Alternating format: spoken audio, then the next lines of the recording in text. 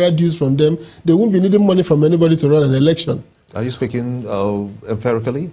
Yeah, they said 14 million people voted for President Buhari in the primaries where he was a sole candidate. But you said that they don't have that number. They don't have that number. Do you have a proof that they don't have that number? They don't have that number. Do you have a proof that they don't have that number? Yes, but they don't. If they do, if there are 14 million members, the total registered voters in Nigeria about 60-something million now, or 70 by INEC, and you are saying that 20% of the voters in Nigeria belong to a political party, when average voter turnout in an election is about 50%, 51%. When APC, at the height of his popularity in 2015, got 15 million votes from a general election, then in a party primary. Are you saying that the current president is not popular? It doesn't have anything to do with popularity. It has to do with internal election. But you just said the popularity of Goodluck Jonathan in 2015 scored him 15 million. No, popularity of President Buhari in 2015. He got 15 million votes in 2015. So what stops him from getting 14 million in the primaries? In 2018, in the primaries of a party, not in general election, where all the voters are not involved, he gets 14 million votes. That's odd. It's not possible. The United Kingdom Conservative Party has 150,000 members. The Republican Party does not have 14 million people voting in its primaries, despite having larger voters. Direct primaries? Even in direct primaries, they don't get 14 million people voting because it's a party affair. But the point I'm making is that the reverse is flipped. The PDP in 2015 now has a primaries that are judged free and fair, and all the candidates have accepted, and the APC has a sole candidate who scores millions of votes in a single election where there was no contest. So that said, it shows you that the appointment of Bukola Saraki was a strategic move to have all the presidential candidates in the saddle and ensure that the unity we achieved at the Port Harcourt Convention, we carry it on to the elections in February 2019. So you also have coordinators, yes, as you rightly said, Tambuwal, Wike, Umahi, Fayoshe, Damkwambo, all coordinators, yes, also. How will they work, for instance, in getting that chunk of votes in the north, or should I even say narrow it down to the northeast, and ensure that there is a division of the votes between the two bigwigs of the APC and the PDP? Because that will mark the turning point, if at all, your party, the PDP, as you've professed, you say you want to take over the center. How will you go about that? Well, first thing you must note is that the PDP, the election in 2019 will be a referendum on the result of the outcomes of the 4 years of the APC. The result will be a referendum.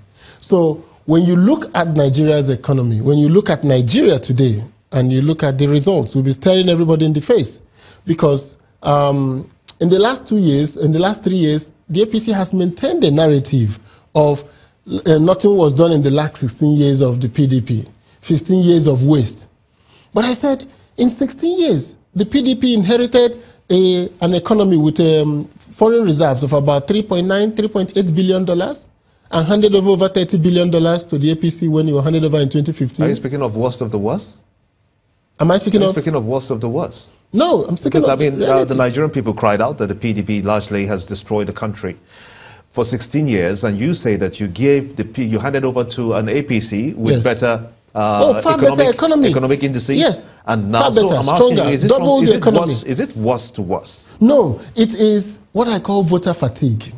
Every time a party is voted out of power, it doesn't mean that that party hasn't done well.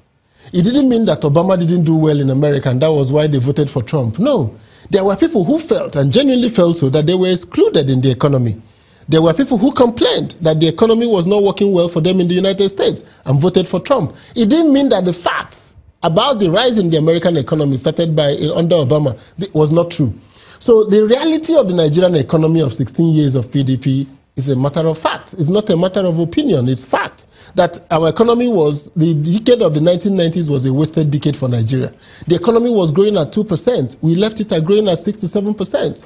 The economy had 70% poverty rate. We left it at less than 20% poverty rate.